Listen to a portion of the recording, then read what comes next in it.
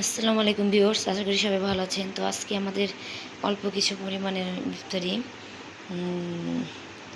যেটা বাসায় মানুষ কম থাকায় এর জন্য এটা হয়েছে। তো কিছু ফল কেটে নিয়েছি, আপেল, মালটা, আর এখানে আছে তরমুজ, আর এখানে আছে খেজুর।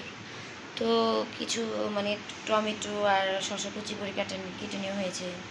আছে এখানে তরল পানি ও সাদা পানি, তারপর শরবত বানানো হয়েছে।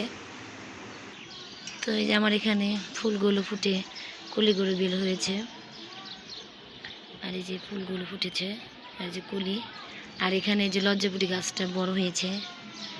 তো পাতাগুলো লজ্জা পেয়ে গুটিয়ে নিয়েছে এই যে।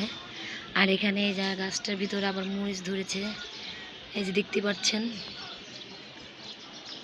কতগুলো ধরেছিল, দুটো খেয়ে ফেলেছি। আর এই যে এখন পরিমাণে আছে দুটা, ওই যে ভিতরে একটা।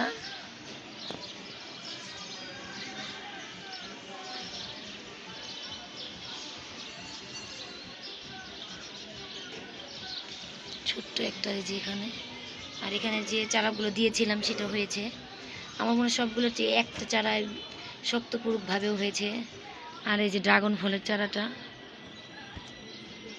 তো এই আজকে আমার ভিডিও, সবাই ভালো থাকবেন, দোয়া করবেন আমাদের জন্য। তো চ্যানেলটিকে সবাই সাবস্ক্রাইব করে দেবেন। আসসালামু আলাইকুম।